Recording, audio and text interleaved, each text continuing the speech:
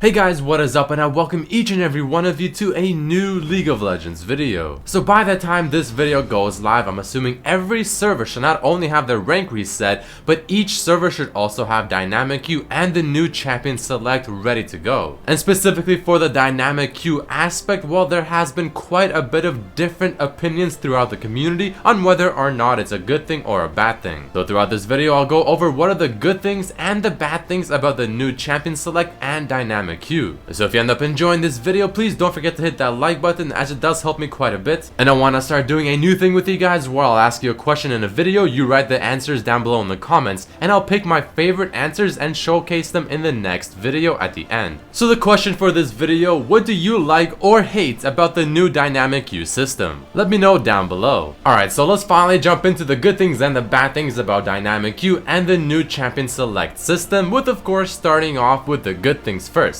So in regards to the new champion select or champion pick system, it's definitely quite good because, well, you are guaranteed to get your two best roles. So you really just can't come up with false excuses by saying, oh well, I don't play this role a lot, I'm not really experienced with this, why was I stuck with this role, and things like that. Theoretically, you should be playing your two best roles every single game. Now I'm sure for a lot of people, including myself, this is absolutely wonderful news because getting your role in ranked was always one of the most frustrating things possible. You no longer have to fight over which role you can play based on your pick order in the champion pick and ban phases. You don't have to argue with your team before the game even technically has started, and while I'm sure we can all agree this was a very welcoming change. It's also quite good how the roles and authority is now split among the 5 players in the pick and ban phase, with the first 2 of course getting the first 2 picks more or less, and the bottom 3 players now have the priority of being able to choose what to ban. So everyone feels like they have some form of impact on the game, and now being last pick isn't always necessarily a bad thing. Now when talking about the dynamic queue system, well, we all have to admit it does feel better. It feels more comfortable being able to play ranked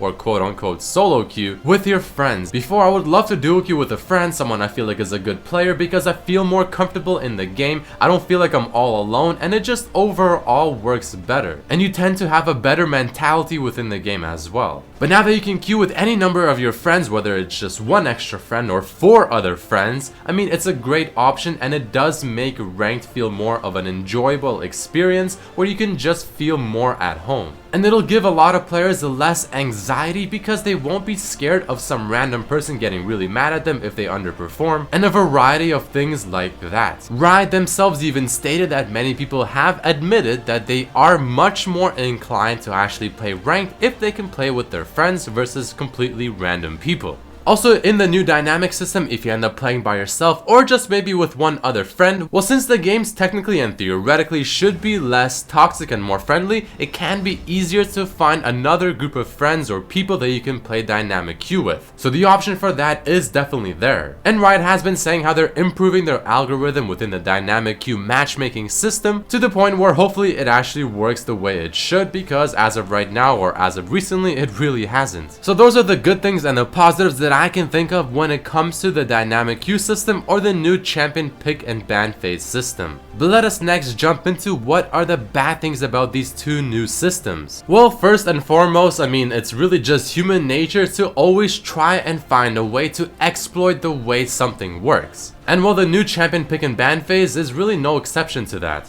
People will sometimes purposely pick Phil, and then once they get into the actual pick and ban phase of the game, they will try to troll their way to either get someone to switch to what they really wanted, pick a champion for the role that they wanted but didn't get regardless, as long as they are higher up in the pick order, which luckily for us, Riot is actually working towards fighting against such things. Or I mean, at the end of the day, just troll picking regardless if you don't end up getting that role, and maybe having someone else try to dodge it. But aside from people trying to exploit the system, some small annoyances that I personally find, and I feel like a lot of people find, is constantly having to lock in your choices, whether it's what you're banning or picking, is quite annoying. Now this may be just because it is somewhat of a new feature and maybe after a few weeks it'll just become like second nature and we're just simply used to it. But as it stands right now, you can pretty much not AFK in the new champion pick and ban phase system, or else you will get automatically kicked and it'll count as a dodge. And well, I'm sure this is going to be happening to a lot of people, especially the servers which did not have this new pick and ban phase to test out before their actual ranked season started. And unfortunately, if this happens during a ranked game and you get a dodge just because you maybe forgot to log in, is gonna be quite sucky. Aside from that, I've noticed that there are quite a few long queue times, much longer than it should be. Now I'm sure behind the scenes there are various things influencing such behaviors, such as maybe if you're queuing as a pre-made 4 in the dynamic queue system, it can take a while to find a game. If you're maybe as 5 people, it can also take a while. But imagine if you queue up as 5 players in the dynamic queue system.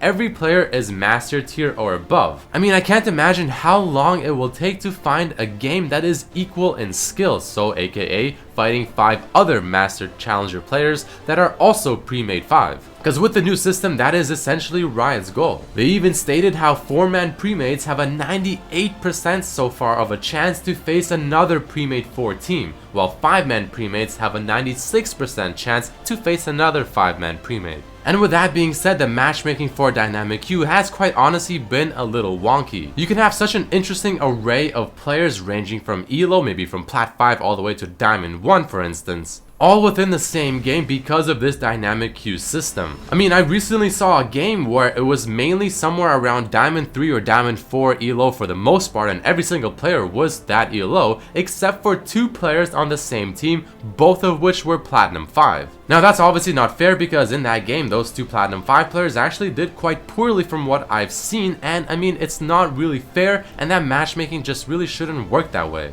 But I'm sure Riot is still constantly and consistently working on this issue to make it better. A lot of people, especially in the Reddit community, were arguing that this new dynamic queue system and being able to queue with as many friends as you want, up to of course a maximum of 5, is not really the best way to show off your skill as an individual player. Since you can queue up with 4 other people, potentially people that are far better than you at skill, maybe 4 other smurfs, or many things like that that can carry you much higher elo, and having 4 people do that job, and it's a lot easier than having just 1 other person trying to carry you in a duo queue system. So a lot of people are arguing that, well, it's definitely possible that a lot of players now will have an inflated ranking. There's been a lot of instances where full LCS teams will queue up together on a dynamic queue system, and I mean, even now it's still possible for a full LCS team to face random solo queue type players in dynamic queue. The option to choose Phil as your secondary or whatever role is pretty much the same thing as selecting support, because from what I have seen, Phil has always ended up as a support.